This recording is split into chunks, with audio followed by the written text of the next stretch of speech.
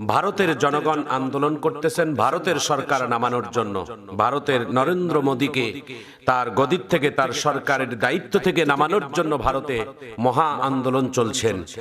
এখন বিশেষজ্ঞরা, বাংলাদেশের বিশেষজ্ঞরা কিছু মন্তব্য করতেছেন যে ভারতের মোদী সরকার যদি সরকার পতন হয় তাহলে শেখ হাসিনার কি অবস্থা হবে? শেখ হাসিনা কি ভারতেই থাকবে নাকি বাংলাদেশেই পাঠানো হবে? আমরা এইটুকুই বলতে চাই যে বাংলার মানুষ বাংলাদেশেই আসবে। যদি অন্যায় করে থাকে তাহলে অন্যায়ের বিচার বাংলার জমিনেই হবে, ঠিক কিনা বলেন? সুতরাং এটা মধ্যে আমাদের ভারতের নরেন্দ্র মোদী যদি, ভারতের সরকার যদি পতন হয়ে যায় তো আলহামদুলিল্লাহ, ভারতের সরকার পতন হলে ভারতে নতুন সরকার গঠন হবে। নরেন্দ্র মোদী পতন হয়ে গেলে আমাদের সাবেক প্রধানমন্ত্রী শেখ হাসিনাকেও সসম্মানে বাংলাদেশে ফিরিয়ে দিবে। তার জেল হোক আর ফাঁসি হোক আর যা হোক, বাংলার মাটিতেই হোক। সে নিয়ে যদি অন্যায় করে থাকে তার অন্যায়ের সাজা পেতেই হবে। তিনি যদি ভালো কাজ করে থাকে ভালোর বদলাও তাকে পেতে হবে। আল্লাহ তাআলা কোরআনে বলছেন, ফামান ইয়ামাল মিসকালা যাররাতিন শাররান ইয়ারা। আল্লাহ তাআলা যাররা পরিমাণ যদি কারো নেক আমল ভালো থাকে তা যাররা পরিমাণের যাজা আল্লাহ তাআলা তাকে কবরে দিবে। যাররা পরিমাণ যদি গুনাহ নিয়ে কেউ কবরে যায়, তওবা না করে যদি মাপ নিয়ে কবরে যায়, তো আল্লাহ তাআলা যাররা পরিমাণ গুনার কারণেও তাকে জাহান্নামের আগুনের আসামি হতে হবে। আল্লাহ তাআলা বলেন, বান্দা তুমি দুনিয়ার জমিনে গুনাহ করেছো, গুনাহ করার মাফের মেডিসিন হচ্ছেন তওবা, আত্মসমর্পণ। তুমি আল্লাহ তাআলার কাছে মাফ চাও, ক্ষমা চাও, নিঃসন্দেহে আল্লাহ তাআলা তোমাকে ক্ষমা করে দিবে। আল্লাহ তাআলার কাছে মাপ না চেয়ে, ক্ষমা না নিয়ে যদি কেউ কবরে গুনাহ নিয়ে যায় তো একটি গুনার কারণেও তাকে সাজা ভোগ করতে হবে। আর যদি একটি জাররা পরিমাণও যদি ভালো কাজ, পুণ্যের কাজ করে যায়, এই একটি ভালো কাজের পুণ্যের কাজের যাজা আল্লাহ তাআলা তাকে জান্নাত দিয়ে দিবেন। সর্বশেষ হাদিসে কুরসির ভিতরে পাওয়া যায়, সর্বশেষ আল্লাহ তাআলা যে ব্যক্তিকে জান্নাতটা দিবে, সর্বশেষ, ওনার পরে আর কোনো জান্নাত নেই। সর্বশেষ যেই ব্যক্তিটাকে জান্নাত দিবে সেই ব্যক্তিটার আমল হবে এমন। হাদিসে কুরসির ভিতরে পাওয়া যায় জাররা কাকে বলা হয়। তাফসীরবিদেরা বলছেন একটা সরিষার দানাকে 40 টুকরো করলে যেমন হবে একটা সরিষার দানা, সেই পরিমাণ সওয়াব যদি কেউ এই 40 একটা সরিষার দানাকে 40 ভাগ করলে যে টুকরো হবে, এমন পরিমাণ নেক আমলের যাজা যদি কোনো ব্যক্তি করে কবরে যায়, তার যাজা আল্লাহ তাআলা তাকেও তাকে একদিনের জন্য হলেও জান্নাত দিবেন। সর্বশেষ যে ব্যক্তিটা জান্নাতে যাবে তার আমলের পরিমাণ হচ্ছেন জাররা। জাররা পরিমাণ কাকে বলে? ওই যে সরিষার দানাটাকে 40 টুকরো করলে যা হয় এমন পরিমাণও ঈমান যদি কেউ ব্যক্তি যদি বলে থাকে। আর যে ব্যক্তিটা মৃত্যুর আগে, আজরাইলের আসার আগে, যে ব্যক্তিটা পূর্ণাঙ্গভাবে তার দিনে তার কলিজাত থেকে যদি বলে আশহাদু আল্লাহ ইলাহা ইল্লাল্লাহ ওয়া আশহাদু আন্না মুহাম্মাদান আবদুহু ওয়া রাসূলুহু, রাসূল সাল্লাল্লাহু আলাইহি ওয়াসাল্লাম বলেন, তিনি যদি তার দিল থেকে কালেমাটা পড়ে মৃত্যুবরণ করে, মরতে দেরি, মরণের পরে আল্লাহ তাআলা তাকে জান্নাত দিতে দেরি করবেন।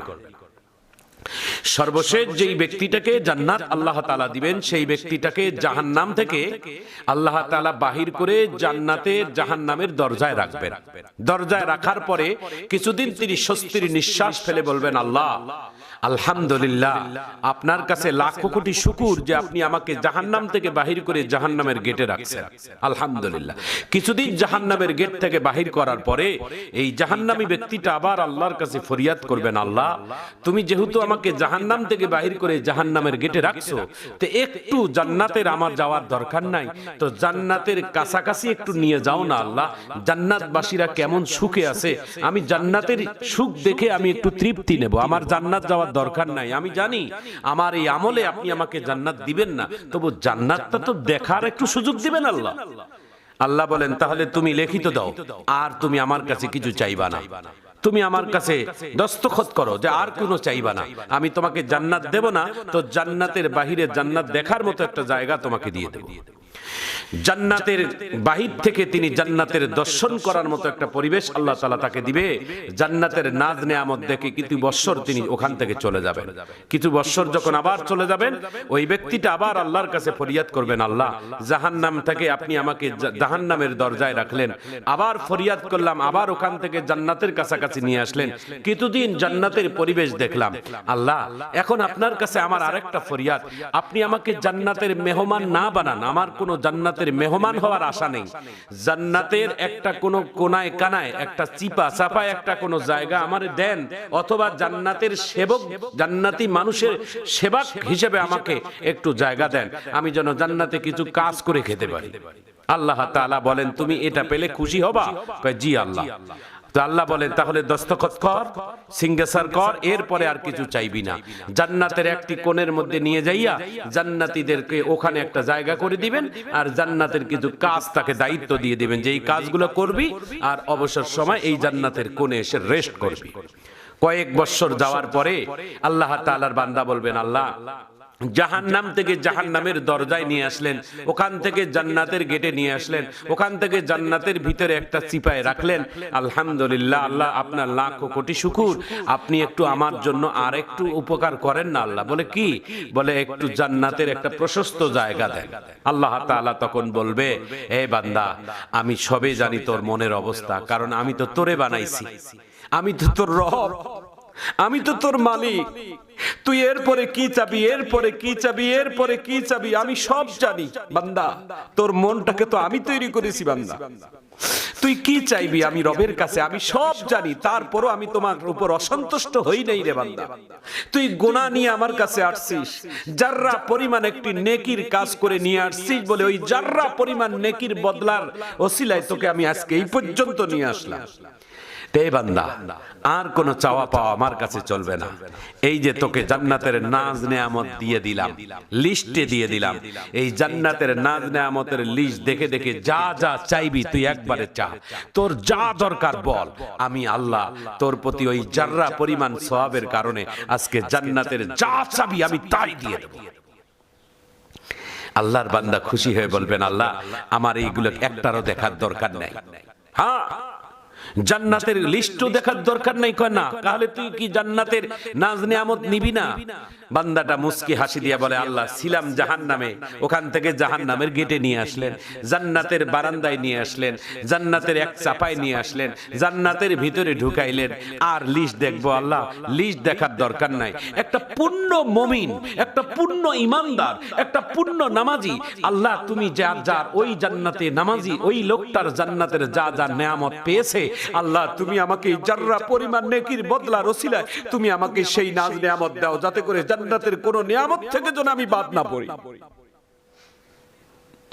জান্নাতের কোন নিয়ামত থেকে যেন আমি বাদ না পড়ি, আল্লাহ তুমি আমাকে দিয়ে দাও। আল্লাহ আল্লাহ তাআলা বলবেন, হে বান্দা হ্যাঁ আমি এটাই চেয়েছি তোমার কাছে, তুমি আমার কাছে ফামাইয়ামাল মিসকালা যাররাতিন শাররান ইয়ারা, জাররা পরিমাণ নেকি নিয়ে তুমি কবরে এসেছো রে বান্দা, তোমার কেউ নাই তবে তোমার আত্মবিশ্বাস, তুমি আল্লাহর প্রতি তোমার পূর্ণ আস্থা। লা তাকনাতু মির রাহমাতিল্লাহ, ইন্নাল্লাহা ইয়াগফিরুয যুনুবা জামিআ, ইন্নাহু হুয়াল গফুরুর রহিম।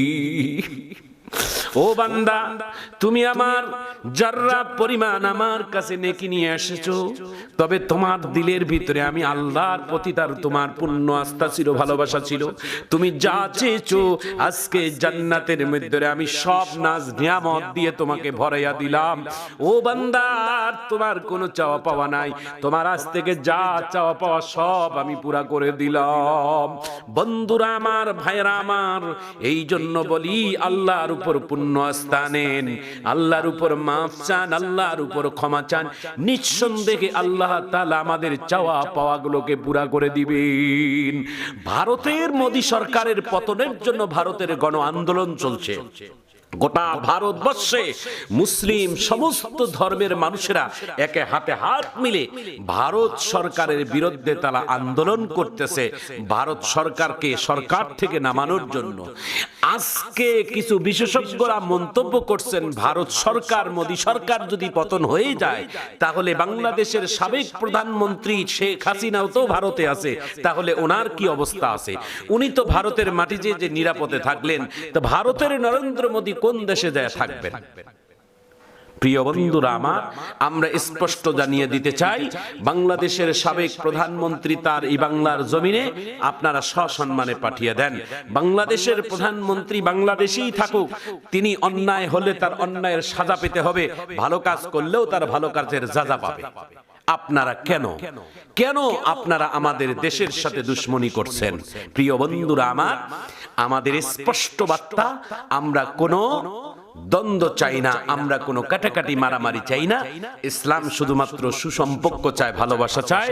আল্লাহ তাআলা আমাদের এই বন্ধনকে, আমাদের এই সম্পর্ককে আল্লাহ